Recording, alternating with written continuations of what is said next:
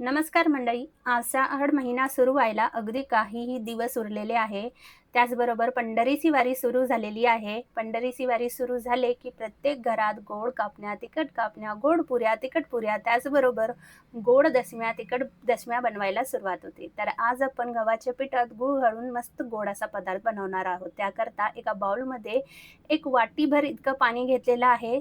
आता याच्यात आपल्याला पाऊण वाटी इतकं गूळ किसून घ्यायचं आहे. किसून घेतलं की जे आपण याला पाण्यात वितळून घेणार आहोत ते पटकन वितळून तयार होतं. तर हळू-हळू करत आपण हे जे गूळ आहे ते पूर्णपणे असं फिरवत-फिरवत याला वितळून घेऊया. हे बघा, या पद्धतीने आपण जे गूळ आहे पूर्णपणे इथे वितळून घेतलेला आहे. आता आपण पुढच्या कृतीकडे वळूया. त्यासाठी एका पॅनमध्ये मी जे आपण गुळाचं पाणी करून ठेवलेलं होतं याला थोडंसं आपण चाळून घेऊया, म्हणजे गुळात जे काही थोडीशी घाण असेल ते निघून जाईल. हे बघा, या पद्धतीने गॅसची फ्लेम मी ऑन केलेली आहे आणि मध्यम ठेवलेली आहे. अर्धा चमचा ह्याच्यात आपल्याला सुंठ पावडर, अर्धा चमचा वेलची जायफळची पावडर, त्याचबरोबर 1 चमचाभर इतकी पांढरी तीळ आपण ह्याच्यात ॲड करून घेऊया आणि छान आपल्याला हे मिक्स करून घ्यायचं आहे. आता आपण कोणताही गोडाचा पदार्थ बनवतो त्यात आपल्याला चिमूटभर तरी आपण याच्यात मीठ टाकलं की गोडाच्या पदार्थाला अजून छान चव येते. याच्यात आपण चिमूटभर मीठ घालून घेतलेलं आहे. पुन्हा एकदा आपल्याला हे छान मिक्स करून घ्यायचं आहे. एक उकळी आली की लगेच आपल्याला याच्यात एक वाटीभर इतकं गव्हाचं पीठ ॲड करून घ्यायचं आहे आणि त्याचबरोबर अर्धी वाटी इतकं आपण ज्वारीचं पीठ ह्याच्यात ॲड करून घेतलेलं आहे. जे आज आपण रेसिपी बनवणार आहोत त्याकरता मी इथे अर्धा कप इतकं ज्वारीचं पीठ ॲड केलं आहे. ह्याने आपले जे पदार्थ आहे आपला ते मस्त मऊ लुसलुशीत सुद्धा होणार आहे. आता आपण हे पिठाची एक उकड काढून घेऊया, म्हणजे आपण इथे पिठाची उकड काढून घेणार आहोत आणि याला छान असं आपण मिक्स करून घेतलेलं आहे. तुम्ही इथे बघू शकता. छान असं मिक्स करून झालं की जे चमच्याला थोडंसं पीठ लागलेलं आहे ते आपण काढून घेऊया.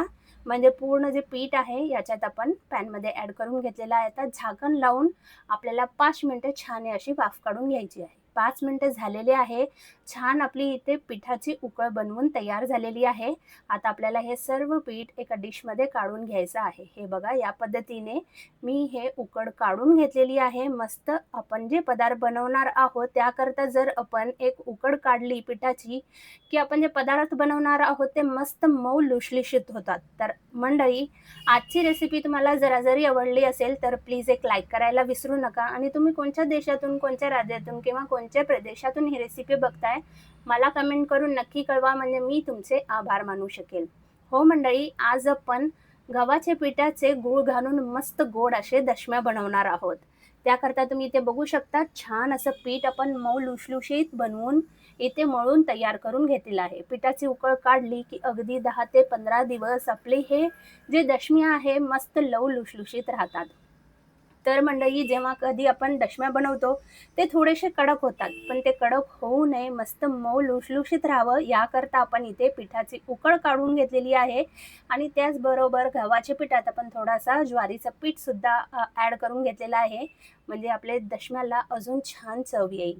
आता आपल्याला याचे छोटे-छोटे असे गोळे तयार करून घ्यायचे आहे. जितके मोठे किंवा छोटे तुम्हाला दशम्या बनवायचे आहे त्या हिशोबाने तुम्ही इथे गोळे बनवून तयार करू शकता. इथे मी गोळे बनवून तयार करून घेतलेले आहे, तुम्ही बघू शकता. थोडंसं कोरडा पीठ लावून सुद्धा तुम्ही हे लाटून घेऊ शकता किंवा अगदी परफेक्ट जर आपण पीठ मळलेलं असेल तर काहीही कोरडं पीठ सुद्धा लावायची गरज नाहीये. तुम्ही बघू शकता, कोरडं पीठ न लावता सुद्धा छान हे आपले दशम्या इथे बनवून तयार होतात. इथे मी लाटते, तुम्ही बघू शकता. आता आपल्याला हे खूप जास्त पातळ लाटायचं नाहीये किंवा खूप जास्त जाड सुद्धा करायचं नाहीये. अगदी मध्यम आपण हे दशम्या लाटून घेऊया. आता मी इथे दशम्यांना थोडेसे छोटेच करत आहे, खूप मोठे करत नाहीये. अगदी मध्यम आकार असताना एवढं मी हे दशम्या लाटून घेतलेले आहे. हे बघा, या पद्धतीने छान असे आपले हे दशम्या इथे लाटून झालेले आहे. आता आपण छान याला भाजून घेऊया.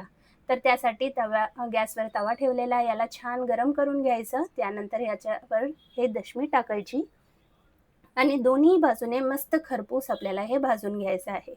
आता भाजताना तुम्ही तेल लावू शकता किंवा तूप लावू शकता, हे तुमच्यावर आहे. आता आपण दोन्ही बाजूने मस्त खरपूस होईपर्यंत आपल्याला हे भाजून घ्यायचं आहे. इथे मी तूप लावत आहे. तूप लावून दोन्ही बाजूला मस्त सोनेरी रंग येईपर्यंत, खरपूस होईपर्यंत आपल्याला हे भाजून घ्यायचं आहे. तर मंडळी, आषाढ महिन्यात आवर्जून बनवल्या जाणाऱ्या हे गोड दशम्या तुम्ही सुद्धा ट्राय करा. आपण नेहमी गोड कापण्या बनवतो, पण गोड दशम्या हे आवर्जून बनवले जातात वारीकरता सुद्धा. तर तुम्ही सुद्धा ही रेसिपी एकदा नक्की ट्राय करा आणि तुमच्याकडे आषाढीमध्ये काय स्पेशल बनवतात हे मला कमेंट करून नक्की कळवा. इथे तुम्ही बघू शकता आपली ही जी दशमी आहे ही भाजून झालेली आहे. याच प्रकारे आपण पूर्ण दशम्या इथे भाजून घेऊया. हे बघा, आता आपले हे दशम्या बनवून तयार झालेले आहे मंडळी.